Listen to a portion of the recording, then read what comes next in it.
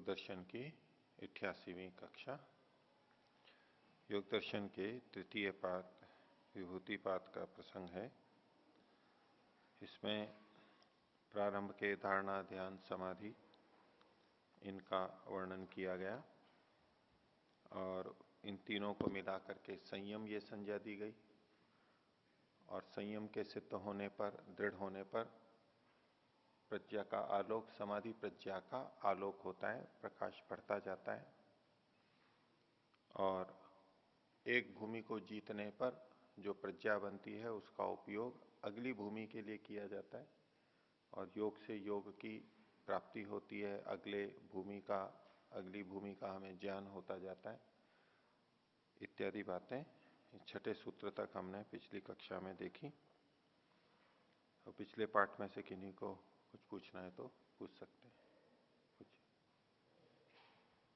आचार्य जी, धारणा और ध्यान का जो अंतर है उसको हम ऐसे समझा था कि धारणा मतलब जैसे कोई भी चीज है, हम आंखों से जैसे प्रत्यक्ष करते हैं, आंखों से देखते रहते हैं तो उसको धारणा कहेंगे?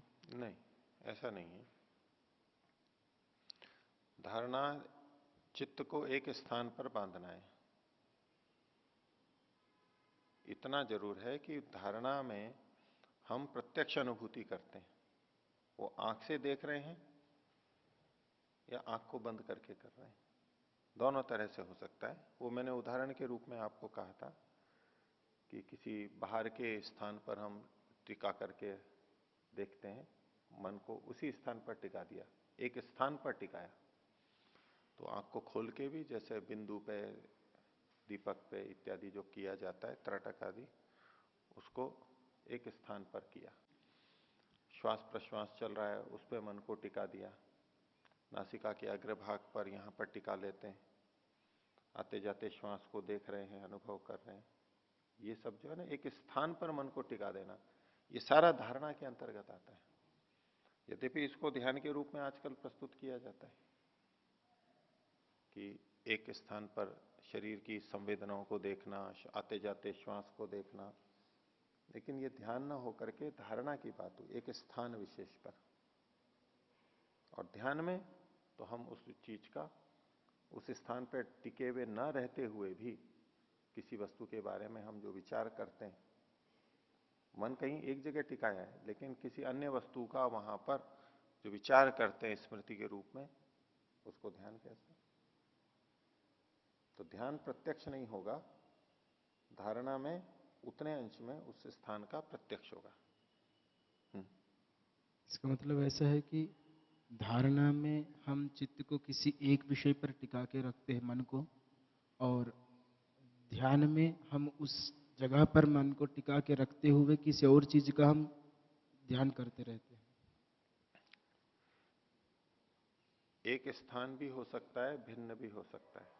एक स्थान पर दूसरे वस्तु का स्मरण कर रहे हैं कि मन को मान लीजिए हमने एक जगह यहां धारणा पे लगाया और अब आत्मा परमात्मा का ध्यान कर रहे हैं, ये भी हो सकता है। आगे चल करके आत्मा पर ही मन को टिकाते हैं और उसी का भी ध्यान करते हैं, एक भी हो सकते हैं, लेकिन प्रारंभिक दृष्टि से भिन्न होता है, वो ठीक है।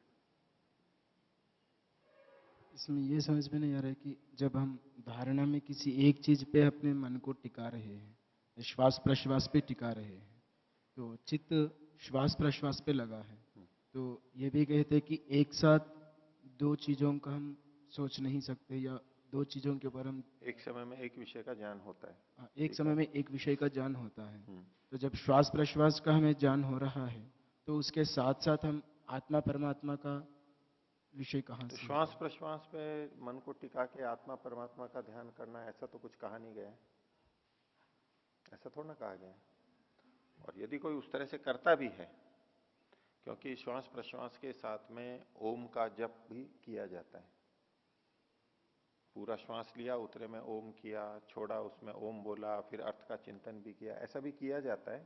तो आपकी बात को लेते हुए मैं कह रहा हूं कि यदि श्वास प्रश्वास के साथ साथ ओम का भी जप कर रहा है, अर्थ का चिंतन कर रहा है, तो वहां क्रमशः ही होता है, तीव्रता से होता है। एकदम एक ही समय में होता है ऐसा नहीं, भिन्न भिन्न समय में होता है। और मैं जो आपको श्वास प्रश्वास का भी बोल रहा था, वो स्थान विशेष पे बांध करके बोल रहा था। उसमें श्वास प्रश्वास के ऊपर नहीं कह करके उसको कह रहे हैं कि मान लो इस स्थान पे हमने बांधा, देश बंद की बात है धारणा के अंदर। अब उस स्थान पर कौन सी संवेदना हो रही है ये अलग अलग हो सकता है। यहां कोई अलग संवेदना होगी, यहां कुछ अलग संवेदना होगी, हृदय में अलग होगी, और यहां कर रखा है नासिकाग्र में तो यहां अलग संवेदना होगी। लेकिन बांध देश पे रखा है, मुख्य बात है देश बंध चित्त से धारणा, चित्त को एक स्थान पर बांध रखा है। अब वहां जो भी अनुभूति हो रही है उसको वो देख रहा है, ठीक है, ये धारणा हुआ, ये ध्यान नहीं कर रहे हैं अभी। और सामान्य रूप से भले ही इसको ध्यान भी कहते हैं कि मन को एकाग्र करने को ही ध्यान कहते हैं। ध्यान मतलब नहीं तो मेडिटेशन बोलते हैं, कंसंट्रेशन हो रहा है, एकाग्रता हो रही है, तो उस एकाग्रता को ही ध्यान कह देते हैं, मेडिटेशन कह देते हैं, मेडिटेशन को एकाग्रता बोल देते हैं। ये सब तो शब्दों का प्रयोग चलता रहता है लोक में एक जैसा। अब आप उसको दूसरे ढंग से कहने लगे हैं कि प्रत्येक तानता है, भाई इसी के बारे में ज्ञान हो रहा है तो प्रत्येक ही एक तानता हो रही है, ठीक है। जिसको धारणा कहा देशबंध चित्त से धारणा, उस पे भी अगर प्रत्येक तानता ध्यानम लक्षण घटाने लग जाए कि भाई एक ही यही विषय चल रहा है, प्रत्येक ही एक तानता है, तो ये तो ध्यान हो जाएगा। तो दोनों में अंतर करना होगा ना।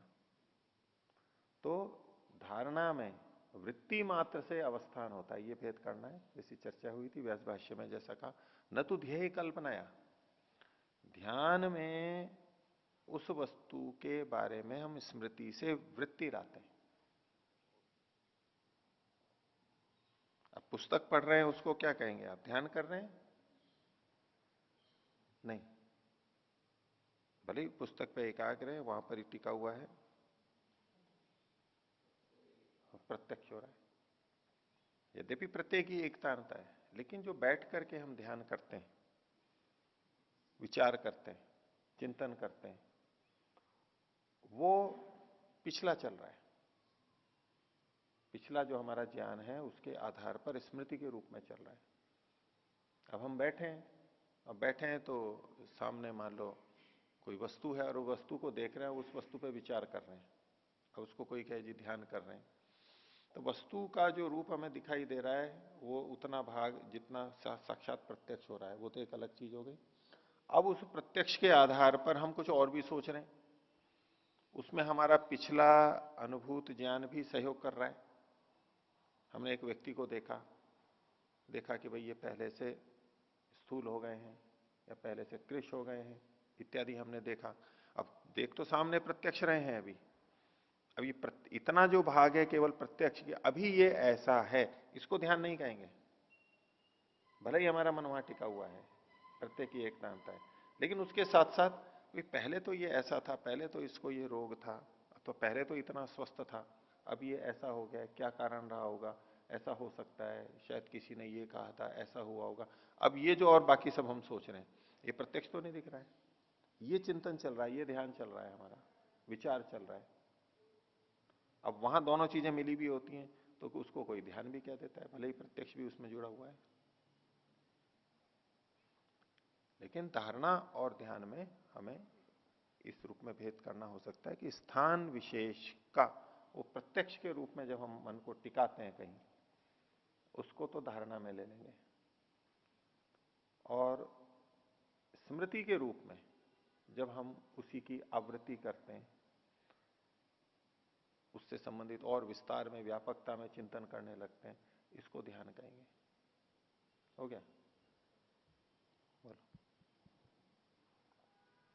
जो बात आपने अभी बताया था कि धारणा और ध्यान जब हम करते हैं तो धारणा किसी एक जगह पर हम बांध देते हैं मन को, और ध्यान में किसी दूसरी चीज को हम स्मृति में लाते हैं, दूसरी चीज को स्मृति में लाते हैं। दूसरी भी हो सकती है और वह भी हो सकती है आगे चल करके, जिसके लिए मैंने पीछे कहा आत्मा पे ही धारणा और आत्मा का ही ध्यान। आगे जो त्रयम एकत्र संयम आएगा, जो आया है, और सबसे अच्छी धारणा आत्मा पे अपनी जो धारणा की जाती है वो सबसे ऊंची धारणा मानी जाती है। ये प्रारंभ की धारणाएं हैं जो अलग अलग स्थानों पे करते हैं, उन स्थानों पे रख के अब हम आत्मा परमात्मा का ध्यान कर रहे हैं, तो उस दृष्टि से तो भिन्न है। लेकिन इसको आप नियम के रूप में मत कहो कि मैंने ऐसा कहा कि धारणा में भिन्न विषय ही को लेते हैं तो ध्यान कहलाता है, तो ये सदा के लिए नहीं लगा, उसका मैं संशोधन कर रहा हूं। ठीक है जी। ओम। दूसरे सूत्र में, हाँ, उसके भाष्य में, तस्मिन देशे ध्येय आलमनस्य प्रत्यस्य एकतानता। तो जो ध्येय है ये बाह्य पदार्थ भी हो सकता है? हो सकता है, कोई भी हो सकता है। तो फिर ये जो आगे समाधि है, समाधि में फिर उसकी भी समाधि होगी बाह्य पदार्थ की भी? हाँ, उसकी भी समाधि होगी। समाधि में प्रत्यक्ष पे जाएगा वो, समाधि में वो प्रत्यक्ष पे जाएगा। अर्थमात्र निर्भास होगा बाहर की वस्तुओं का। उसमें दो तरह से प्रक्रियाएं स्वीकार की जाती हैं। एक तो जैसे हम इंद्रिय गम्य प्रत्यक्ष करते हैं उस दृष्टि से, तो एक दृष्टि से तो ये भी सब समाधि है, योग पक्ष में नहीं है। क्षिप्त मूड विक्षिप्त में भी तो समाधि है ना। समाधि तो चित्त का धर्म है, चित्त की सभी भूमियों में रहने वाला है, प्रथम सूत्र में जो बात आई थी। तो ये जो हम सब देखते हैं, सुनते हैं, प्रत्यक्ष करते हैं, ये सब चित्त की कोई भी क्षिप्त मूड विक्षिप्त है, वो भी समाधि ही कहलाती है, लेकिन योग पक्ष में नहीं है। और जब एकाग्र अवस्था होगी तब उस चीज का भी प्रत्यक्ष होता है। बाहर की चीज के लिए तो ठीक है, बाहर के साधनों का हमें उपयोग करना पड़ेगा, ज्ञानेंद्रियों का उतने अंश में, और आंतरिक है तो उसका आंतरिक प्रत्यक्ष होगा। और योग का जो प्रत्यक्ष होता है वो तो आंतरिक ही स्वीकार किया जाता है, मुख्य जो है वो आंतरिक है। इंद्रियों आदि का जो प्रत्यक्ष होगा, सूक्ष्म इंद्रियों का, वो आंतरिक होगा। आत्मा परमात्मा का होगा वो आंतरिक होगा। इसमें जो आत्मा परमात्मा और इंद्रिय का साक्षात्कार है वो तो मान सकते कि अंदर ही है, वो प्रत्यक्ष हो जाएगी। लेकिन जो बाह्य पदार्थ है उसको हम ध्यान में तो कर सकते स्मृति पूर्वक, अंदर तो विद्यमान है नहीं, तो उसमें कैसे? उसके उसके लिए भी दो बात है। उसमें महर्षि दयानंद का वचन मिलता है कि ये जो सूर्य चंद्र आदि और जो लोगों का होता है, इन सब का साक्षात्कार भी अंदर ही होता है। वस्तुएं बाहर हैं, उसमें ईश्वर की सहायता से अंदर ही उसका प्रत्यक्ष हो जाता है। वो विचार नहीं होता है, वो स्मृति नहीं होती है, स्मृति से बढ़कर के अलग चीज होती है, उसका प्रत्यक्ष अंदर ही हो जाता है। क्योंकि उसको दूसरी प्रक्रिया से हम देखते हैं, क्योंकि सर्वज्ञ परमात्मा हमारे अंदर भी विद्यमान है, और उसको जो बोध है वो बोध वो हमें करा सकता है, वैसा का वैसा अंदर ही अंदर करवा सकता है। जैसे हम दूरदर्शन से दूर की चीजें देख लेते हैं यहीं बैठे बैठे, ऐसे ही अंदर वो चीजें, वो ज्ञान परमात्मा के अंदर तो है ही, वो वहां पर हर चीज का ज्ञान करा देगा। पर चित्त का ज्ञान भी ईश्वर के प्रसाद से अगर हो रहा है, वो अंदर ही करवा देगा। क्योंकि परमात्मा का जितना ज्ञान है वो एक रस है, एक जैसा है सब जगह। परमात्मा मेरे मन की बात जान रहा है, तो वही परमात्मा आपके अंदर भी है। तो आपके वहां पर जो परमात्मा है वहां वाला, वो उसमें भी मेरे मन की बात पता है, तो वहीं की वहीं आपको पता लग जाएगा। एक जैसा है वो सारा। तो जैसे परचित्त का ज्ञान हो गया, अन्य बाह्य वस्तुओं का ज्ञान हो गया, तो महर्षि का उसमें वचन मिलता है कि इन सबका साक्षात्कार अंदर ही हो जाता है। अंदर की चीजों का तो अंदर होता ही है, और जो बाहर की चीजें जिन पे आप प्रश्न कर रहे हैं उनका भी ग्रह नक्षत्र आदि का अंदर हो जाता है, इस तरह का भाव है। वो जो समाधि पीछे संप्रज्ञात वाली, उसमें मन और आत्मा को अलग अलग जानता है स्वयं। सत्वपुरुष अन्यथा ख्याति, ठीक है। और इस समाधि में कहा कि स्वरूप शून्यम युवा, तो स्वरूप को शून्य करके उन दोनों को जानेगा, ऐसा? स्वरूप का क्या मतलब ले रहे हैं आप यहाँ? आत्मा का स्वरूप ना, वो नहीं, वो एक अर्थ किया जाता है ना। स्वरूप का मतलब बताया ना, प्रत्यात्मक स्वरूप से शून्य। प्रत्यात्मक है न स्वरूपेण शून्यमेवा, ज्ञानात्मक स्वरूप से शून्य है ये। ध्यान में ज्ञानात्मक स्वरूप रहता है, प्रत्यात्मक स्वरूप रहता है, उससे शून्य जैसा हो जाता है। अर्थात स्मृति वृत्ति नहीं रहेगी, वो प्रत्यक्ष पे ही केंद्रित हो जाएगा, प्रत्यक्ष पे ही केंद्रित हो जाएगा। किसी को किसी वस्तु की बहुत लालसा हो, भोज्य पदार्थ है, दर्शनीय पदार्थ है, बहुत अधिक लालसा है, मिला नहीं है, उससे पहले बहुत सोच रहा है उसके बारे में। जैसे ही वो मिला, अब इतनी लालसा है कि बस उसी पे एकाग्र हो गया है, उसी का सेवन करने लग गया है। अब वो पिछली बातें उसकी हट गई हैं, उसी पे एकाग्र हो गया है, वहां ऐसा बनेगा। दोनों भी हो सकते हैं, उस वस्तु का सेवन भी कर रहा है और स्मृति भी ला रहा है साथ में, ये भी हो सकता है। लेकिन जब बहुत ज्यादा एकाग्र हो जाता है तो पिछली सारी बातें छूट जाती हैं, इसके बारे में किसने क्या कहा था, कैसा है, वो तो बस उसका सेवन करने में लग जाता है, भोगने में लग जाता है, केवल वहीं केंद्रित हो जाता है। अब ये प्रत्यात्मक स्वरूप से शून्य बनता है। ऐसा समाधि में भी होता है। स्मृति परिशुद्ध हो जाती है, पिछली बातें नहीं आती हैं, शब्द प्रमाण आदि अनुमान से जो पहले जाना है वो नहीं आएगी, वहीं पर ही लीन हो जाएगा, उसी पर इतना अधिक एकाग्र होता है वो। कुछ ओम। छठा सूत्र है चाहिए। व्यास भाष्य के तीसरी लाइन में ईश्वर प्रासादात जितोत्तर भूमिकस्य च नादर भूमिषु परचित्त ध्यान संयमो युक्त। ये पंक्ति एक बार सकते हैं। हाँ, ईश्वर के प्रसाद से, ईश्वर की कृपा से, जित उत्तर भूमि कस्य, जीत ली है उत्तर भूमि जिसने, वो योगी जीत ली है उत्तर भूमि जिसने, जित उत्तर भूमि कस्य योगी न। ईश्वर की सहायता से जिस योगी ने ऊपर की, उत्तर भूमि मतलब आगे की ऊंची भूमियों को जीत लिया है, यानी प्राप्त कर लिया है, ऐसे उस योगी का अधर भूमिशु, निचली भूमियों में। अब निचली भूमि कौन सी, तो उसका उदाहरण दिया, पर चित्त ज्ञानादिशु, पर चित्त में का ज्ञान होना, दूसरे के चित्त का ज्ञान हो जाना, उसके मन में क्या चल रहा है, ये अधर भूमि में माना गया, निचली भूमि है। वैसे तो बहुत बड़ी चीज हो गई, हम एक दूसरे के मन को पूरा पूरा जान लें, ऐसे तो बड़ी बात हो गई, लेकिन यहां की दृष्टि से वो निचली भूमि है। तो पर चित्त ज्ञानादिशु संयमो न युक्त, उसका निचली भूमियों में संयम करना, धारणा ध्यान समाधि लगना न युक्त है, उचित नहीं है। ऊपर चला गया तो नीचे क्यों करेगा, वो युक्त नहीं है। अकस्मात फिर का क्यों नहीं है, तो उसका कारण आगे बताया। ईश्वर की सहायता से जिस योगी ने ऊंची भूमियों को प्राप्त कर लिया है, उसका अब निचली भूमियों में संयम करना, यानी धारणा ध्यान समाधि लगाना उचित नहीं है।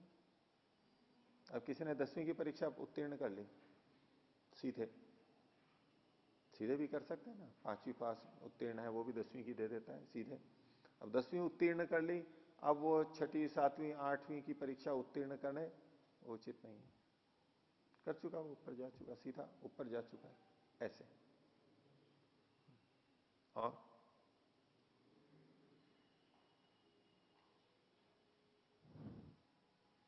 अच्छा जी, तीसरे सूत्र में प्रथम शब्द जो भाष्य का है ध्यानमेव, ध्यानमेव, तो ये ध्यान समाधि में ध्यान रहता है, कुछ लोग ऐसे भाष्य करते हैं, क्या ये सही है? समाधि में ध्यान रहता है, नहीं रहता है, उसको ध्यान नहीं कहते हैं। ध्यान करते करते वही ध्यान, जब ध्यान कर रहे हैं, वस्तु पे केंद्रित है, किसी उसकी स्मृति चल रही है, आवृत्ति चल रही है, ये ध्यान चल रहा है, ये करते करते और होते होते जब वो उस ध्येय वस्तु का साक्षात्कार कर लेता है, ध्येयाकार मात्र निर्भास रह जाता है और प्रत्यात्मक स्वरूप से शून्य हो जाता है, तो बस ये समाधि हो गई। तो यूं नहीं कहते हैं कि समाधि में भी ध्यान रहता है।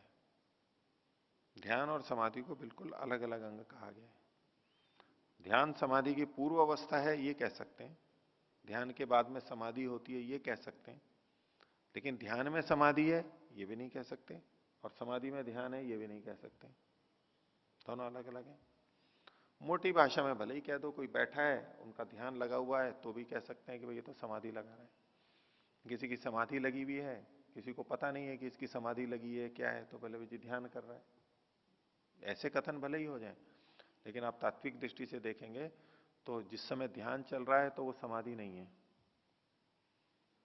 और समाधि लगी हुई है तो ध्यान नहीं होगा। ध्यान के समय स्मृति वृत्ति है, अगर समाधि के समय स्मृति वृत्ति आ रही है तो अब वो ध्यान है, समाधि नहीं है। ध्यान में हम शब्द लेते हैं, मंत्र लेते हैं, मंत्र को जब बोलते हैं मन में, ये स्मृति वृत्ति का प्रयोग है, पहले भी मैंने आपको बताया था। ये इसको शब्द प्रमाण नहीं बोलते, शब्द प्रमाण वृत्ति नहीं बोलते। ओम का जप कर रहे हैं, कोई श्लोक कर रहे हैं, वैसे शब्द प्रमाण है, उससे जो ज्ञान प्राप्त हुआ वो सबसे पहली बार।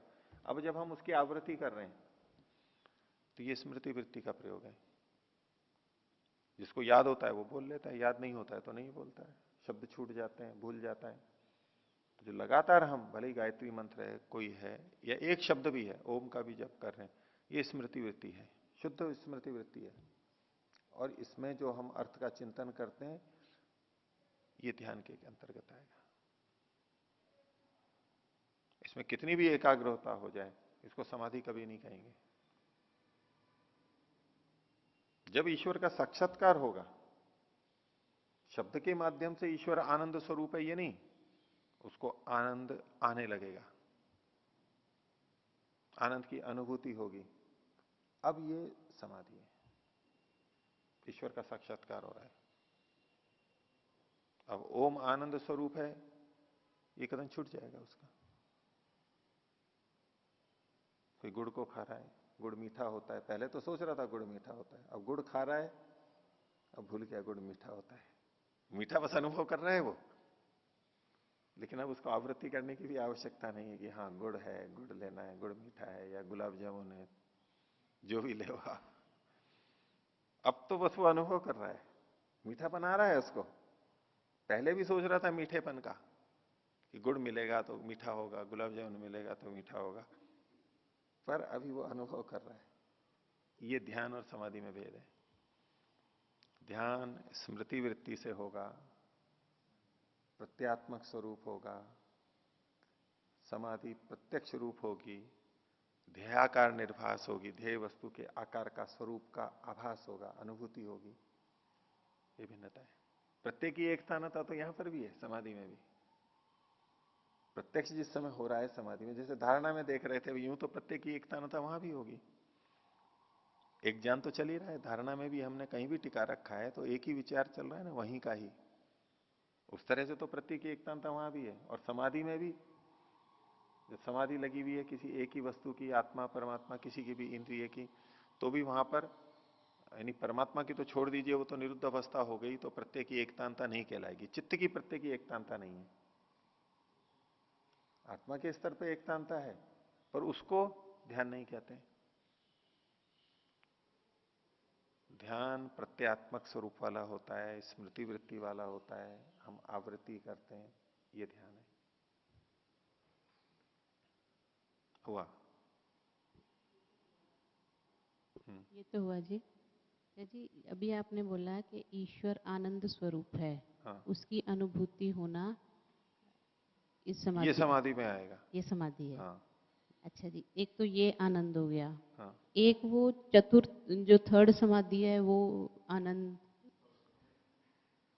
वो तो संप्रजात समाधि का भाग हुआ। हाँ, वो प्रकृति का सुख आ रहा है। वो दो में भेद कैसे होगा? हाँ, वो भेद तो हो जाएगा, जब आप आ जाएंगे तो अपने आप ही हो जाएगा वहां। उसमें भिन्नता है कि जो आनंदानुगत है, संप्रज्ञात समाधि है, वो सुख भी लगता तो बहुत अच्छा है, लेकिन थोड़ी देर में वो भी फीका पड़ने लगता है। बहुत अच्छा लगेगा, लेकिन थोड़ी देर में फीका पड़ने लगेगा। जैसे कि कितनी भी अच्छी मिठाई हो, कितना भी अच्छा नमकीन या जो भी कुछ हो, बिल्कुल लौकिक की तरह से ही होगा। यहां जल्दी हो जाता है, वहां देर से होता है। यहां जल्दी दुष्प्रभाव आने लगते हैं। वहां ऐसे दुष्प्रभाव नहीं आते हैं। यहां तो अधिक खाते ही तो मान लो पेट में भारीपन हो गया, दस्त लग गए, उल्टी हो गई, अरुचि हो गई, ये तो, और थोड़ी ही देर में अरुचि हो जाती है। अब कितनी देर खाएगा कोई मीठे को या और किसी चीज को? 5 मिनट, 10 मिनट, आधा घंटा, कितनी देर खाएगा? लेकिन इतना अवश्य है कि हम उसकी अनुभूति में, सुख में न्यूनता देखते हैं। इसमें कोई दो राय है? किसी भी इंद्रिय का सुख हो, किसी भी इंद्रिय का भौतिक सुख हो, वो धीरे धीरे क्षीण होगा। ये भी प्रकृति का है, क्षीण तो ये भी होता है, लेकिन देरी से होता है। ये आंतरिक सुख है, ये बाह्य सुख है।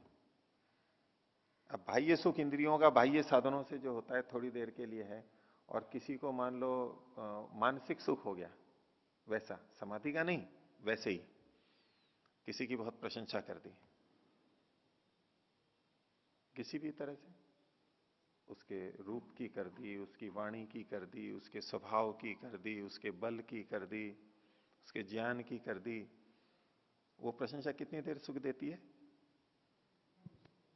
ये जो विषयों का सुख होता है उसमें और इसमें कुछ अंतर दिखेगा? कई बार ऐसी प्रशंसा हो जाती है कि वो कई दिनों तक या महीनों तक सुख देती रहती है। लेकिन इंद्रियों का सुख तो ऐसा नहीं होता है, वो अपेक्षा से कम होता है। तो ये जो आंतरिक सुख है, आंतरिक सुख है, वो बहुत लंबा, किसी को कोई पद मिल गया, नौकरी में कोई अधिकारी बन गया और उसको बहुत या सूचना मिल गई, बेटा ऐसा हो गया, बेटी ऐसी हो गई, ऐसा या भारत में हो गया, मान लो भारत जीत गया किसी के साथ विशेष, मान लो क्रिकेट मैच चल रहा है भारत पाकिस्तान का या हॉकी मैच चल रहा है, बहुत बड़ा संघर्ष है या अंतिम चक्र है, फाइनल है उसमें और जीत गया, तो खुशी होगी अंदर, अपने देश में हुआ। उसमें और मिठाई खाने के सुख में अंतर है। वो सुख कितनी अधिक देर तक रहता है ना, लेकिन क्षीण तो वो भी होता है। जिस समय पहली बार वो पता लगा ये जीत गया या हम खेल देख रहे हैं हो गया, उस समय तो एकदम बहुत होता है, धीरे धीरे तो वो भी कम होता है, लेकिन अधिक देर तक चलता है। फुटबॉल में जीत जाते हैं तो कई दिनों तक उत्सव मनाते रहते हैं लोग, विदेशों में झूमते हैं, रात पूरी रात जागते रहते हैं और खेलते रहते हैं और बहुत बहुत बड़ा एक उत्सव जैसा हो जाता है उनके लिए, वहां दीवानगी है उसकी। और उसकी खुमारी बहुत चढ़ी हुई रहती है आगे कई दिनों तक।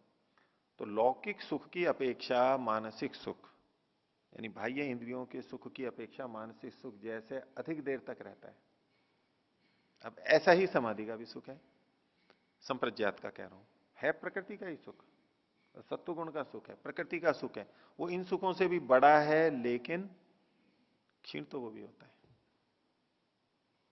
तीव्रता उसकी भी कम होती है। रोग नहीं आएगा। अब हमारे को वैसे खुशी हो रही है कि भारत जीत गया, अब अधिक देर तक खुशी होती रहती है तो कोई रोग आ जाता है क्या? कोई उल्टी होती है क्या? कोई दस्त लगती है क्या? कुछ नहीं। प्रशंसा हो जाती है बहुत अच्छी सी, अखबार में निकल जाए बहुत अच्छा, ऐसा कुछ तो खुशी रहती है, लेकिन उससे वैसे पीड़ा बाधा जैसी कि इंद्रिय जन्य सुखों में होती है, उसकी सीमा होती है, वैसा इसमें नहीं होता है। अंतर पता लगता है ना हमारे को? बस ऐसा का ऐसा संप्रज्ञात समाधि के सुख में भी होता है, विवेक ख्याति में भी होता है। विवेक ख्याति भी बहुत सुख देती है, बहुत, जैसे लौकिक ज्ञान होने पे हमें अच्छा लगता है, कोई नई चीज सीखी, नई चीज जानी तो कितना अच्छा लगता है, ज्ञान का सुख होता है ना, ज्ञान का सुख होता है ना। संसार के सुखों से ज्ञान का सुख 1000 गुना अधिक है, सत्यार्थ प्रकाश में महर्षि ने लिखा है, कई गुना अधिक है, देर तक करता है, लाभ हमें अधिक देता है, उससे कोई रोग तो नहीं आता वैसा। हाँ, घमंड कर ले तो एक अलग बात है, वो अलग प्रक्रिया, लेकिन जो हमारे को जानकारी का सुख है, देर तक रहता है लेकिन हमें बाधित नहीं करता, पर क्षीण तो वो भी होता है। पहली बार जिस चीज को हम जानते हैं तो उस समय कितना सुख लगता है, नया नया स्थान, नई फैक्ट्री, नई कोई पर्वत, कोई ऐसा कुछ यंत्र नया नया देखते हैं तो कितना सुख लगता है, बाद में नहीं लगता। कश्मीर में जाओ तो शुरू में लगेगा, फिर वहीं रहने लगो तो अच्छा तो लगेगा, जब जब ध्यान देंगे तो अच्छा लगेगा, लेकिन अपेक्षा से कम हो जाएगा। पहले लगेगा एकदम स्वर्ग में आ गए, वो क्षीण हो जाता है। हाँ, उसको देर तक करते हैं तो बाधा नहीं होती, पेट में अफारा नहीं आता है। तो ऐसे ही संप्रज्ञात समाधि का सुख होता तो बहुत अच्छा है, और शुरू में लगेगा तो ऐसी तो होता ही है भ्रांति बहुत ज्यादा कि भाई यही परमात्मा का सुख है, आ गया आज तो ईश्वर का साक्षात्कार हो गया, बस थोड़ा थोड़ा होने लगे, हाँ ईश्वर का साक्षात्कार, ईश्वर का आनंद आने लगे। दुनिया यही बोलती है, उनको यही बताया जाता है, यही सिखाया जाता है, वो ऐसा ही समझ लेते हैं, पर वो भी कम होता जाता है। बस ये लक्षण है कि ये संप्रज्ञात समाधि का आनंद है। आप जो पूछ रही थी कि परमात्मा का आनंद है असंप्रज्ञात में और इसमें भिन्नता क्या होगी, तो एक ये लक्षण महत्वपूर्ण है, उसमें क्षीणता आती है धीरे धीरे। परमात्मा के आनंद में क्षीणता नहीं आएगी, वो यथावत रहता है, एक जैसा रहता है, एक रस रहता है, ये भिन्नता होती है। उबता नहीं है उससे, इससे तो उब जाएगा। संसार का कोई सुख हो, एक काल एक मात्रा के बाद में अरुचि, ऊब हो जाएगी, बोर होने लगेगा, उससे अप्रियता हो जाएगी। ऐसा ही संप्रज्ञात समाधि में एक समय में आकर के वो उसको छोड़ेगा। अतो विपरीता विवेक ख्याति रीति चिति शक्ति अपरिणामिनी अप्रतिसंक्रमा शुद्धा च अनंता च। और ये विवेक ख्याति जो है वो जो वहां सुख हो रहा है उसको, ये इससे विपरीत होती है। तो ज्ञान का सुख भी आता है, एकाग्रता का सुख आता है, संतोष का सुख आता है, बहुत शांति रहती है, कष्ट हट जाते हैं, इसलिए वो बहुत अच्छा लगता है। और पहले तो वही अच्छा लगता है। अभी तो संसार के सुख भी ऐसे ही लगते हैं, जो बहुत निर्धन हो, जैसे तैसे जीवन बिता रहा हो, थोड़ा सुख तो वहां भी मिलता है। कोई अच्छी जगह आ जाए, अच्छा खान पान हो, अच्छा रहन सहन हो, तो उसको यूं लगता है ना कि स्वर्ग में आ गया हूं। जो पहले से रह रहे हैं वहां पर, वो तो उनको तो नहीं लगता कि स्वर्ग में रह रहे हैं, उनका स्वर्ग उससे ऊंचा होता है। और उसको भी थोड़े दिनों बाद में लगने लगेगा, जिसको वो सोच रहा था कि ये तो मैं स्वर्ग जैसी जगह में आ गया हूं, थोड़ी दिन में वो उसको स्वर्ग नहीं रहेगा। अब वहां की न्यूनताएं, उसके दुख, वो उसको अनुभव में आने लगेंगे, उससे ऊपर वो चाहेगा। बस ऐसा ही संप्रज्ञात समाधि के आनंद में, सुख में, स्थिति में भी होता है, उससे भी ऊपर जाना चाहता है। संतोष सुख में भी ऐसा ही होगा, भले ही कितना भी बड़ा है संतोष सुख, वो उसका अपना सुख अपनी जगह मिलता ही रहता है, लेकिन वो संतोष सुख भी दुख रूप दिखाई देता है उसको, बाद में उसको भी छोड़ने का मन करता है। ऐसा परमात्मा के आनंद के साथ में नहीं होता है, ये भिन्नता है।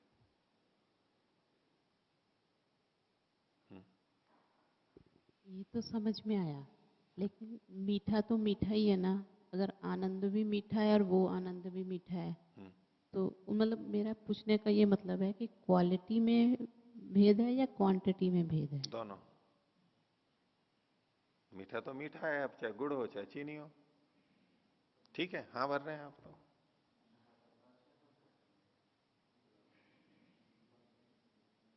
कोई सा भी मीठा हो, चाहे बुरा हो, चाहे चीनी हो, चाहे गुड़ हो, चाहे कुछ हो, मीठा तो मीठा है। ऐसा थोड़ा ना कहा जाता है, अंतर होता है। मिठाई तो मिठाई है, चाहे चाहे पताशा हो चाहे गुलाब जामुन हो। सही उदाहरण दिया इन्होंने भी, मीठा तो मीठा है, लेकिन अंतर होता है। दोनों रखे हो तो पूछो कि कौन सा लोगे। क्योंकि उसमें दूसरे गुण भी डले हुए हैं साथ में। यही वो मुलायम है, उसमें सुगंध है, उसका स्वाद है। मीठापन के अतिरिक्त भी चीजें जुड़ी रहती है ना, वो भी प्रभाव डालती हैं। लेकिन मीठे में भी अंतर आता है, तो आनंद में भी अंतर है। मात्रा का तो अंतर है ही, उपनिषद में आपने देखा ही है कि वो उसको बढ़ाते चले गए, इतना आनंद, फिर उससे उससे उससे तो अरबों खरबों गुना ज्यादा। उस दृष्टि से मात्रा भी है और क्वालिटी भी है। जो मैं चीज आपको बता रहा था वो क्षीण नहीं होता है, बना रहता है। ये उसकी गुणवत्ता बताई जा रही है, क्वालिटी बताई जा रही है, क्वांटिटी नहीं बताई जा रही। जो अभी मैं पीछे बोल रहा था वो क्वालिटी है, और क्वांटिटी तो उपनिषद में बताई है, उससे कई बहुत गुना ज्यादा होता है। तो ये अंतर है। और योग ही योग का उपाध्याय है, इस सूत्र को पकड़ के चलिए। दूसरे उपाध्यायों की आवश्यकता क्या है पूछने की कि भाई क्या है, ये क्या है। ठीक है, थोड़ी उत्सुकता होती है, उसकी शांति हो गई। बाकी तो योग ही योग का उपाध्याय है, वो बता देगा अपने आप। चलते रहेंगे वो अपने आप हो जाएगा, वहीं पता लग जाएगा हाँ ये चीज है। चले आगे, बोलिए। जी, आप समाधि के प्रसंग में बता रहे थे कि जैसे एक विचारधारा ये भी है कि जिसमें व्यक्ति ध्यान का भी बोध नहीं होता और ध्याता का भी बोध नहीं होता, सिर्फ जो ध्येय है सिर्फ उसकी अनुभूति होती है कि ईश्वर का आनंद आ रहा है। लेकिन ईश्वर वो का आनंद नहीं, मतलब सिर्फ भाव आनंद रहता आ रहा है। है ये नहीं आएगा। वो है कि ईश्वर आनंद स्वरूप है। हाँ, मतलब उसी भाव में रहते हैं। मैं ध्यान कर रहा हूं, ईश्वर का आनंद स्वरूप, ईश्वर आनंद स्वरूप है, ईश्वर का ध्यान कर रहा हूं मैं, और ध्यान भी जुड़ा हुआ है, और ईश्वर आनंद स्वरूप है ये भी है। अब मैं हट गया जब एकाग्र हो जाते हैं। जैसे कि हम पुस्तक पढ़ रहे हो, एक तो अच्छा मन नहीं लग रहा है तो हाँ मैं बैठा हूं यहाँ और पुस्तक पढ़ रहा हूँ, ये पढ़ रहा हूँ, ये पुस्तक है, सारा बोध रहता है। और जब बहुत आनंद आ रहा होता है, पुस्तक पढ़ने में लीन हो जाते हैं, तो मैं पढ़ रहा हूं ये बोध समाप्त हो जाता है, इव समाप्त जैसा हो जाता है, उस विषय में खो जाता है व्यक्ति। ये नहीं देखता कि मैं कहां बैठा हूं, क्या है, कितना बज गया है, मेरा पैर सुन्न हो गया है, क्या कितनी देर हो गई है, वो सब अपने उससे भूल जाता है, देश और काल से परे चला जाता है, वो रहते हुए भी उसका बोध नहीं होता। ऐसे जब एक बिंदु पर केंद्रित हो जाता है, उसको वो लोग समाधि कहते हैं, कि केवल ध्येय पे रह जाता है, ऐसा वो है। और उसको कहते हैं कि हमारी समाधि लग गई है, बोले वो कहते हैं, बल्कि यूं स्पष्ट करते हैं कि इसमें और क्या होगा समाधि के अंदर, और क्या होगा, बस उस पर केंद्रित हो गए पूरी तरह से, वही समाधि हो गई। बोलिए आगे। इसको फिर सिद्धांत से कैसे काटेंगे? सिद्धांत से कैसे काटेंगे, तो शब्द प्रमाण है, वो तो सारी बात आ ही चुकी है। क्योंकि वो व्यक्ति ये कह रहा है कि मैं सिर्फ ईश्वर के ही भाव में हूँ, मुझे अपना भी ध्यान नहीं है, और चूंकि ध्यान इसलिए नहीं क्योंकि मैं ध्यान भी नहीं कर रहा हूँ, मतलब ध्यान वाली स्थिति में भी नहीं हूँ, क्यों नहीं है, चिंतन नहीं ध्यान है कर ना, रहा हूँ, वो ध्यान है ना, चिंतन नहीं कर रहा हूँ मैं, नहीं सिर्फ चिंतन नहीं ईश्वर कर का ही रहे भाव हैं, आ रहा है मेरे, बस नहीं, ईश्वर के भाव में ही हूँ मैं, बना हुआ हूँ। ईश्वर का भाव है, वो प्रत्यक्ष हो रहा है अथवा ज्ञान के रूप में चल रहा है। मतलब इसका निर्धारण तो वो व्यक्ति खुद ईमानदारी से देखेगा वो तभी कह, हो नहीं, सकेगा। वो कह रहे हैं साथ में, दोनों तरह के व्यक्ति होते हैं, कुछ कहते हैं कि नहीं यही प्रत्यक्ष है, कुछ स्पष्ट भी करते हैं कि ये बस वो एकाग्र हो गए, बस इसी को प्रत्यक्ष कह दिया जाता है, ऐसे बोल रहे हैं। तो ये तो ध्यान ही है पक्का। जैसे ये माइक है, तो इस माइक का चिंतन करना और इसका प्रत्यक्ष करना मेरे हाथ में है, मेरे अपने ऊपर है। अब इसी तरीके से जैसे आत्मा है, तो उसका ध्यान करना तो मेरे सामर्थ्य में मुझे लगता है, लेकिन उसका प्रत्यक्ष करना वो वो कैसे, वो मतलब वो तो कैसे, अपने सामर्थ्य में नहीं लगता कि भाई मैं हाँ, आँख खोल वो सकता होता है, वो होता है, जब हम उस जगह पे पहुंच जाते हैं उस स्थिति में, तो वो हो जाता है। ऐसे हाथ में नहीं है जैसे कि हम इन वस्तुओं को देख रहे हैं और अब मैंने इसको हाथ से ले लिया, पकड़ लिया, ऐसे नहीं है, ये उठा लिया और ये कर लिया, ऐसा नहीं है वो। उसके लिए आंतरिक जो स्थिति चाहिए वो बनेगी पहले, और चित्त वहीं जाकर टिकेगा और कहीं जाएगा ही नहीं। मान लीजिए दूरबीन है, अब दूरबीन से बहुत कुछ दिखाई दे सकता है हमारे को, लेकिन हम दूरबीन के पास में नहीं है, आंखें वहां नहीं रख रखी हैं, दूर हैं, इधर उधर देख रहे हैं, तो हमें दिखाई नहीं देगा ना उसमें से जो है। दूरबीन से देखो, थोड़ा दूर से देखो तो कुछ भी नहीं दिखाई देगा हमारे को, दूरबीन तो दिखाई दे जाएगी, उससे जो उधर की चीज दिख रही है वो नहीं दिखाई देगी। उसको एक स्थिति में आना होता है, उस फोकस में, उस जगह आंख आनी चाहिए प्रकाश की किरणों की दृष्टि से। तो जब हम उस जगह पहुंचेंगे तो अपने आप ही दिख जाएगा, दूरबीन से जो दिखना है उस समय हमको यूं खींच के थोड़ा ना लाते हैं, ऐसे ही अंदर भी वो हो जाएगा, अपने आप हो जाएगा। और स्थूल उदाहरण देखना है तो हम जिसको आंख से देखना बोल रहे हैं, तो आंख से देखना है, अब इधर की चीज देख रहे हैं, उधर की देखनी है, अब इधर देख रहे हैं तो उधर का दिख नहीं रहा है, तो इधर जब आंख को ले आते हैं तो वो दिख जाता है या हम देखते हैं?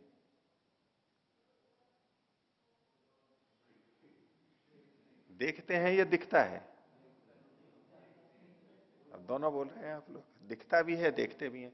वही मैं इधर, मेरा मुंह इधर था, अब इधर से देखने की इच्छा है, मैंने ये किया, तो मैं ये क्या कर रहा हूं, देख रहा हूं, दिख नहीं रहा है, मैं देख रहा हूं, ऐसा हम कहते हैं। और यूं बैठे हैं, उधर से कोई आके चला गया तो दिख गया मेरे को वो,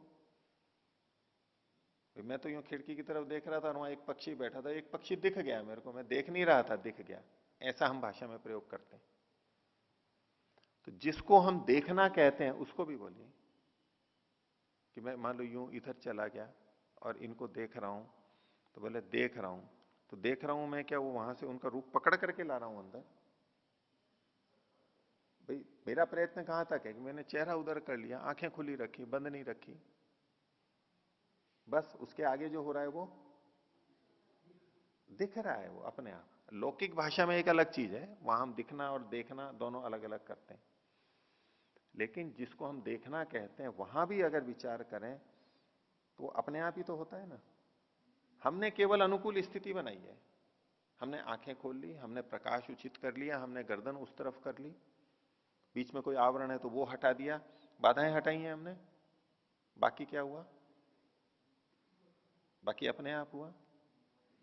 अपने आप हुआ ना, उसमें हमने किया थोड़ा ना है। बस ऐसे ही अंदर भी होता है। इसको तो आप कह रहे हो ये तो हमने माइक को और इसको मैंने तो बोले अपने आप कर लिया, कर तो लिया तो ठीक है। आपने इसको पकड़ा, इसका स्पर्श है, तो स्पर्श भी कैसे किया? आपने यूं हाथ हिलाया, चलो इसको पकड़ लिया, यूं स्पर्श देख लिया कैसा है। लेकिन इसका स्पर्श जो होना है वो भी तो अपने आप हुआ है। हमने केवल हाथ को ही तो वहां पर लाया है। भाई उसके आगे क्या, हमने क्या किया है उसके आगे? हमने एक अनुकूल स्थिति बनाई कि ये त्वचा सन्निकर्ष के बिना, संयोग के बिना ज्ञान नहीं करती है। इंद्रिया सन्निकर्ष होना चाहिए, हमने इंद्रिया सन्निकर्ष कर दिया। अब आगे का हमने क्या किया है? अपने आप ही तो होता है ना। बस बिल्कुल ऐसा ही अंदर भी होता है। अंदर हमने वो इस स्थिति को बनाया, अन्य वृत्तियों को रोका, वैराग्य की स्थिति है, विवेक हुआ, वैराग्य हुआ, अन्य वृत्तियां नहीं है, तो मन स्वतः ही आत्मा पे जाके टिक जाएगा, उसका प्रत्यक्ष करा देगा। इसलिए वो कहते हैं कि हमने किया नहीं और अपने आप हो गया। अब उस स्थिति तक पहुंचने के लिए जो यत्न किया उसको देखें तो कहेंगे ना कि हमने किया। ठीक है, पानी में, नदी में, सर्दी ठंडे पानी में चले गए गर्मी के दिनों में, तो बोले मैं नदी की ठंडक का आनंद ले रहा हूं, नदी की ठंडक ले रहा हूं, हवा आ रही है ठंडी ठंडी, उसका से हम केवल नदी में जाके घुसे ही तो हैं। बाकी जो अब ठंडक आ रही है वो तो उसमें हम क्या कर रहे हैं? कोई ठंडक पकड़ पकड़ करके ला रहे हैं हम वहां से, बाहर से अपने अंदर। अपने आप आती है ना ये। हम उस स्थिति में पहुंचे, ये सभी विषयों में है। मैं भोजन का रस ले रहा हूं, अब रस ले रहा हूं मतलब क्या किया हमने? भोजन का रस निकाल करके अंदर डाल लिया क्या? हमने तो भोजन को अंदर लिया है, बस मुख में रख लिया, चबा रहे हैं, घुमा रहे हैं मुख में, बस। अब बाकी जो रस जा रहा है वो कैसे जा रहा है? हमने अनुकूल स्थितियां पैदा की और बाकी सारा वहां पर हो रहा है। ऐसा ही अंदर भी अनुकूल स्थिति बनती है और वो होता है। और जहां किसी स्थिति विशेष में करना होता है तो धारणा, ध्यान, समाधि, ये 3 संयम की बातें बताई, और उस जहां जहां संयम करेंगे वहां वहां उसका प्रत्यक्ष होगा। ये इस रूप में हमारा प्रयत्न रहेगा। यदि हम आत्मा पे ध्यान करते हैं, धारणा करते हैं, ध्यान करते हैं, तो वहीं समाधि लगेगी। परमात्मा पे है तो वहां लग जाएगी, इंद्रियों पे है तो वहां लग जाएगी। इस रूप में तो प्रयत्न हो ही रहा है, वहां कर सकते हैं। वहां चीजें यूं हाथ की तरह नहीं पकड़ी जाएंगी, माइक की तरह से। वहां पकड़ने का मतलब है उस विषय को अधिकृत किया जाता है चित्त में। ध्यान गए हैं मतलब उस विषय को हमने अधिकृत कर दिया, विषय की प्रत्येक की एकतानता है, यही उसका पकड़ना है। अब धीरे धीरे उसका आगे हो जाएगा। ठीक है, आगे चलते हैं।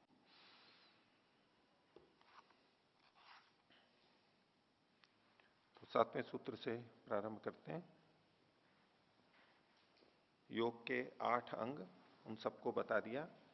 अब इनमें इस पाद के अंदर जो धारणा, ध्यान, समाधि 3 अंग बताए गए, उनका और पहले वालों का परस्पर संबंध बताया जा रहा है। तो 8वें सूत्र में कहा त्रयम अंतरंगम पूर्वेभ्य। त्रयम, ये जो 3 हैं, कौन? धारणा, ध्यान, समाधि, ये पूर्वेभ्य, पूर्व वालों की अपेक्षा से, यानी पहले के जो 5 हैं प्रत्याहार तक के, उनकी अपेक्षा से त्रयम अंतरंगम पूर्वेभ्य, पूर्व की अपेक्षा से ये अंतरंग कहलाते हैं। योग के 8 अंगों में ये 3 अंतरंग हैं, तो वो 5 बहिरंग हो गए। इसी को खोल रहे हैं भाष्य में। तदेत धारणा, ध्यान, समाधि त्रयम अंतरंगम, ये तीनों अंतरंग होते हैं। किसके? संप्रज्ञात से समाधि, संप्रज्ञात समाधि के अंतरंग होते हैं। तो समाधि संप्रज्ञात समाधि, अभी असंप्रज्ञात का नहीं कह रहे हैं। अब यहां समाधि का मतलब, या 3 जो कहा समाधि, उसमें संप्रज्ञात समाधि को कहा जा रहा है। असंप्रज्ञात के लिए आगे कथन आएगा, केवल संप्रज्ञात का है, इसलिए विशेषण लगा। संप्रज्ञात समाधि के ये 3 अंतरंग होते हैं। पूर्वेभ्य यमादिभ्य पंचभ्य साधनेभ्य इति, यमादि जो 5 साधन है उनके, उनकी अपेक्षा से। अब यहां पर समझना यह है कि जब हम अंतरंग बहिरंग की बात करते हैं तो अंतरंग में जब हमने धारणा ध्यान समाधि तीन को लिया तो ये अंतरंग किसकी अपेक्षा से कह रहे हैं? एक तो है बाह्य और दूसरा संप्रज्ञात समाधि के ये अंतरंग होते हैं। ये तीन संप्रज्ञात समाधि के अंतरंग हैं। इसका मतलब है संप्रज्ञात समाधि इन तीन से भिन्न है, ऐसी प्रतीति होगी ना। ये तीन संप्रज्ञात समाधि के अंतरंग होते हैं और वो पांच हैं, वो बहिरंग हैं। किसके? संप्रज्ञात समाधि के। तो जब तीन कहा तो उसमें तो समाधि आई चुकी थी, तो ये संप्रज्ञात समाधि अलग कही जा रही है। तो किसकी अपेक्षा से ये कथन करेंगे? तो अब संप्रज्ञात समाधि के भेदों को हम यहां पर ले लेते हैं। वितर्क, विचार, आनंद और अस्मिता, ये चार भेद शास्त्रोक्त हैं। तो जब हम कहेंगे संप्रज्ञात समाधि के ये तीन अंतरंग हैं, इसका मतलब है जब हम तीन में धारणा ध्यान समाधि लेंगे तो उसमें वितर्कानुगत समाधि ही लेंगे। और ये संप्रज्ञात समाधि का अंतरंग है तो वहां संप्रज्ञात समाधि में कौन सी लेंगे? विचार को लेंगे। विचार संप्रज्ञात समाधि की अपेक्षा से, विचार संप्रज्ञात समाधि के लिए तीन अंतरंग कौन से हैं? धारणा ध्यान और सवितर्क समाधि। आगे बढ़िए। आनंद, वितर्क, विचार, आनंद भी तो एक संप्रज्ञात समाधि है। जब आनंदानुगत संप्रज्ञात समाधि की दृष्टि से देखेंगे तो पहले के तीन अंतरंग कहलाएंगे। तो उसमें कौन कौन से हो जाएंगे? धारणा ध्यान और समाधि में तो वितर्क और विचार दोनों को ले लेंगे। अब इसमें संप्रज्ञात समाधि के अंतरंग है, अगर यहां अस्मितानुगत संप्रज्ञात समाधि लेंगे तो उससे पहले के जितने हैं संप्रज्ञात समाधि के जो भाग हैं, धारणा ध्यान तो आना ही है, वितर्क विचार और आनंद जो ये भाग हैं ये इसके अंतरंग कहलाएंगे। तो चूंकि धारणा ध्यान समाधि में समाधि शब्द आ चुका है और इधर फिर संप्रज्ञात समाधि ले रहे हैं, और पीछे जो हम देख करके आए थे तो समाधि का जो लक्षण किया गया था वो तो हमने संप्रज्ञात और संप्रज्ञात दोनों पे घटाया था। और त्रयम एकत्र संयम में तीनों आए तो तीनों में समाधि आ गई, तो समाधि में दोनों समाधियां आ गई और संप्रज्ञात के भी सारे भेद आ गए। इन सबको मिलाकर के संयम संज्ञा कही गई। तो यूं देखेंगे तो कुछ बचा ही नहीं। अगर सारे के सारे भेद समाधि के हम तीन में ले लें तो ये अन्य कौन सी चीज बची है जिसके ये अंतरंग है? तो उसको समझने के लिए ये भेद कर दिए जाते हैं संप्रज्ञात असंप्रज्ञात के। और चूंकि असंप्रज्ञात तो लेना ही है, यहाँ संप्रज्ञात समाधि स्पष्ट लिखा हुआ ही है, तो अब जो भेद करेंगे तो संप्रज्ञात समाधि के चार भेदों की दृष्टि से, जैसा आपके सामने मैं बोल रहा था, ऐसे करेंगे तो इसकी संगति लगेगी। नहीं तो क्या प्रश्न उठेगा? कोई इस पे पूछ सकता है, ये तभी आपको उत्तर पता है, नहीं तो ये अटकने वाली चीज है। बोले तीन में क्या क्या लेते हैं? बोले जी धारणा ध्यान समाधि, और ये संप्रज्ञात समाधि अलग है, तो ये इससे अलग कैसे हो गई? धारणा ध्यान समाधि में जो समाधि शब्द है उससे कोई और समाधि ली जा रही है संप्रज्ञात समाधि से भिन्न। और जब इधर आ चुकी है तो उधर संप्रज्ञात समाधि क्यों पड़ा? और उधर संप्रज्ञात समाधि है तो इसमें धारणा ध्यान समाधि तीन क्यों कह रहे हैं? दो ही कहना चाहिए। धारणा और ध्यान समाधि के लिए अंतरंग है, ये तो समझ में आएगा व्यक्ति को। यम से लेकर के प्रत्याहार तक के पांच अंग समाधि के बहिरंग हैं और धारणा और ध्यान अंतरंग है। इसको कहने में तो कोई दिक्कत ही नहीं है, इसको समझने में ये तो आसानी से है।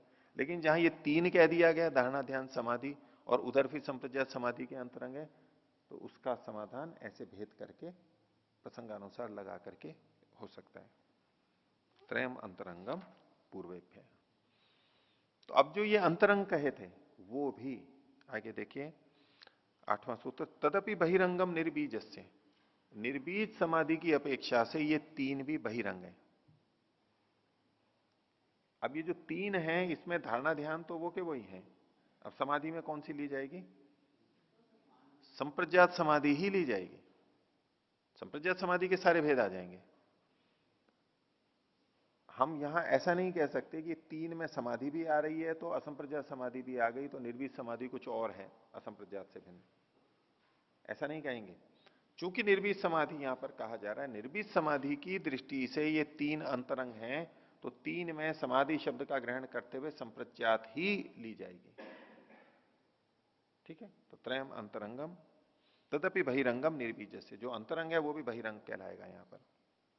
भाष्य देखिए, तदपि अंतरंगम साधन त्रयम, ये भी तीन साधन, धारणा ध्यान समाधि यानी संप्रज्ञात समाधि, निर्बीज से योग से बहिरंगम भवती, निर्बीज योग का बहिरंग होते हैं ना। निर्बीज समाधि है तो असंप्रज्ञात समाधि, पीछे आ ही चुका है। कस्मात, भाई ये इसका बहिरंग क्यों है, तो बोले तद अभावे भावादिति, इन तीन का जब अभाव हो जाता है, धारणा ध्यान और जब संप्रज्ञात समाधि का अभाव हो जाता है, तब इसका भाव होता है। ये जो धारणा ध्यान समाधि है यानी संप्रज्ञात समाधि है, ये सब वृत्तिमय अवस्थाएं हैं। वृत्ति की दृष्टि से धारणा भी वृत्ति है, ध्यान भी वृत्ति की, चित्त की वृत्ति की अवस्था है, और संप्रज्ञात समाधि भी वृत्ति की अवस्था है। और निरोध समाधि में, निर्बीज समाधि में वृत्ति रहती नहीं है, इसलिए कहा तदभावे, उसका अभाव होने पर, इन तीन का अभाव होने पर, इन वृत्ति का अभाव होने पर तदभाव, इसका भाव होता है। भावादिति, इसका भाव ही तब होता है, निर्बीज समाधि आती ही तब है जब वृत्तियां हट जाती हैं, तो हट गई तो वो बहिरंग हो गए। तदपि बहिरंगम निर्बीज से, हो गया यहां तक? हाँ बोलो। इसका अंतरंग क्या होगा? किसका? निर्बीज का? कोई नहीं है, बस खुद ही है ये। इसको आपको लेना है तो पर वैराग्य, अविप्लव विवेक ख्याति, इसको आप ले सकते हैं, लेकिन है वो भी वृत्ति रूपी, उसके किनारे पे है, अलग से इसका कोई अंतरंग नहीं है, बस ये अंतिम हो गया। अब हर चीज का मूल की मूल तो नहीं होती है ना, अंतरंग का अंतरंग नहीं होता है, और अंतरंग और अंतरंग, वही उसका और अंतरंग, उसका तो क्या अंतरंग का तो अंतरंग, बस अंतिम हो गया, उसका कोई और अंतरंग नहीं, अंतिम जगह आ गई। तो ये जो सारा चलता रहता है समाधियों में, उस समय मन में क्या हो रहा होता है, मन में क्या परिवर्तन होता रहता है, वो विषय अब आगे चला रहे हैं। तो 9वें सूत्र की भूमिका देखिए, अथा निरोध चित्त क्षणेशु, ये जो निर्बीज समाधि है निरोध समाधि है, तो निरोध चित्त के काल में, निरोध चित्त क्षणेशु, जिस काल में चित्त निरुद्ध अवस्था में होता है, वृत्ति तो है नहीं, तो तब चलम गुण वृत्तम इति, गुणों का वृत्त तो चलायमान है, कुछ ना कुछ तो परिवर्तन होता है, चलम से गुण वृत्तम, गुणयति सत्वरस्तम, ये तो परिवर्तन होता रहेगा। तो भाई जब वृत्ति ही नहीं हो रही है, तो अब चित्त में वहां चलम से गुण वृत्तम कैसे घटाओगे आप, क्या परिवर्तन हो रहा है उसके अंदर? तो चलम च गुण वृत्तम इति कीदृशः तदा चित्त परिणाम, उस समय में चित्त में क्या परिणाम हो रहा होता है? जब वृत्तियां होती हैं तब तो हमें पता लगता है कि चित्त में परिणाम हो रहा है, ये वृत्ति आई ये चली गई, ये वृत्ति आई ये चली गई, ये क्लेश उभरा ये स्थिति आई, ये वृत्तियां बदल रही हैं, हमें पता लग रहा है चित्त में परिणाम हो रहा है, चित्त बदल रहा है। लेकिन जब चित्त की वृत्तियां रुक गई, उस समय चित्त में क्या परिणाम हो रहा है? क्योंकि सिद्धांत है चलम च गुण वृत्तम, गुणों का वृत्त तो चलायमान है, चलता ही रहेगा, तो उस समय कौन सा परिवर्तन हो रहा है वहां पर, वो बताए। तो उस समय भी चित्त में परिवर्तन चलता रहता है, वो क्या चलता है वो आगे बताएंगे। तो 9वां सूत्र है, वित्थान निरोध संस्कारयो अभिभव प्रादुर्भाव निरोध क्षण चित्तान्वयो निरोध परिणाम, वहां परिणाम होता रहेगा चित्त में, और वो परिणाम है निरोध परिणाम। ये वो अवस्था है जब संप्रज्ञात से असंप्रज्ञात में जा रहा है, और असंप्रज्ञात में नहीं, असंप्रज्ञात में आ गया, असंप्रज्ञात में आ गया, चित्त वृत्तियां निरुद्ध हो गई हैं, असंप्रज्ञात में आ चुका है, उस समय की बात है। तो वृत्तियां तो कुछ नहीं हो रही हैं, लेकिन चित्त में व्युत्थान संस्कार भी हैं, और अब निरोध समाधि चल रही है तो निरोध संस्कार बन रहे हैं। तो इसी के लिए कहा व्युत्थान निरोध संस्कार है, व्युत्थान संस्कार और निरोध संस्कार, इन दोनों का यथाक्रम अभिभव और प्रादुर्भाव होता रहता है। व्युत्थान संस्कार अभिभव यानी क्षीणता को प्राप्त करते हैं, पराजय को प्राप्त करते हैं, दुर्बल होते जाते हैं, और निरोध संस्कार का प्रादुर्भाव होता, बनते जाते हैं, और निरोध संस्कार बना, एक और निरोध संस्कार बना, एक और निरोध संस्कार बना, वो बनते चले जाएंगे, और व्युत्थान संस्कार क्षीण होते जाएंगे। ये चित्त का परिणाम चलता रहेगा निरुद्ध अवस्था में भी। मन में परिवर्तन, संस्कारों के स्तर पर परिवर्तन होगा। तो व्युत्थान निरोध संस्कारयो अभिभव प्रादुर्भाव, ये दो चीजें होती हैं। और ये किस समय होती है? निरोध क्षण चित्तान्वय, निरोध के समय में चित्त में अन्वित स्थिति रहती है। जिस समय चित्त निरोध काल में रहता है उस समय चित्त में जो अवस्थित है इस परिणाम को कहते हैं निरोध परिणाम। व्युत्थान परिणाम से निरोध परिणाम में आ रहे हैं संस्कार, इसका नाम दिया निरोध संस्कार, निरोध परिणाम। चलम च गुणवृत्तम घटेगा। भाष्य देखिए, व्युत्थान संस्काराश चित्त धर्म, ये जो व्युत्थान संस्कार है ये चित्त के ही धर्म है। वृत्तियां भी चित्त का धर्म है, ये संस्कार भी चित्त के ही धर्म है, चित्त के गुण है। वृत्तियां परिदृष्ट धर्म है, ये अपरिदृष्ट धर्म है, लेकिन है चित्त के ही धर्म। न ते प्रत्यात्म का, ये जो व्युत्थान संस्कार हैं ये वृत्ति रूप में नहीं है, प्रत्यय के रूप में, ज्ञान के रूप में नहीं है, दृष्ट रूप में नहीं है, अपरिदृष्ट रूप में। न ते प्रत्यात्म का इति प्रत्यय निरोध है न निरुद्धा, इसलिए जब प्रत्यय को रोक देते हैं, वृत्ति को रोक देते हैं तो ये नहीं रुक जाते, ये समाप्त नहीं हो जाते। वृत्ति रुक गई, इससे ये नहीं हो गया कि हमारे निरोध, ये संस्कार भी समाप्त हो गए हैं, व्युत्थान संस्कार भी बने हुए हैं। इति प्रत्यय निरोध है न निरुद्धा। और निरोध संस्कार आप ही चित्त धर्म, निरोध संस्कार भी चित्त के धर्म है। तो इन दोनों का तयो अभिभव प्रादुर्भाव, इनका अभिभय और प्रादुर्भाव होता रहता है। कैसे? यथाक्रम है, व्युत्थान संस्कार हीयंते, व्युत्थान संस्कार क्षीण होते हैं, और निरोध संस्कार आधीयंते, निरोध संस्कार का आधान होता जाता है, बढ़ते जाते हैं। जैसे ईंटों का चयन होता है, एक के ऊपर एक दीवार बनती जाती है, मकान बनता है, ऐसे निरोध क्षण चित्तम अन्वेति, तो निरोध के क्षण को चित्त निरोध के क्षण का अन्वय करता रहता है, उस समय उसी के अनुसार चलता रहता है। उसको कह रहे हैं तदेकस्य चित्तस्य प्रतिक्षणम इदम संस्कार अन्यथात्वम निरोध परिणाम। चित्त वही है एक ही, लेकिन उसमें ये प्रतिक्षण संस्कारों का अन्यथात्व होता है, संस्कार बदलते रहते हैं, इसको निरोध परिणाम का। व्युत्थान संस्कार हटके निरोध संस्कारों का आते जाना, लगातार एक का क्षीण होना, एक का बढ़ते जाना, ये निरोध परिणाम है। तदा संस्कार शेषम चित्तम इति निरोध समाधो व्याख्यातम, इसीलिए निरोध समाधि में चित्त को क्या कहा था? संस्कार शेषो अन्य। दूसरी जो समाधि है वो कैसी? संस्कार शेष है, ये संस्कार शेष है, लेकिन कार्य वहां पर भी चल रहा होता है, चित्त का शोधन हो रहा होता है, संस्कारों के स्तर पर वृत्तियां रुक गई हैं। तो चरम च गुणवृत्तम वहां पर भी है। ये एक निरोध परिणाम कहा, कुछ और परिणाम आगे बताएंगे। आज का पाठ इतना ही रखते हैं। प्रणव ध्वनि।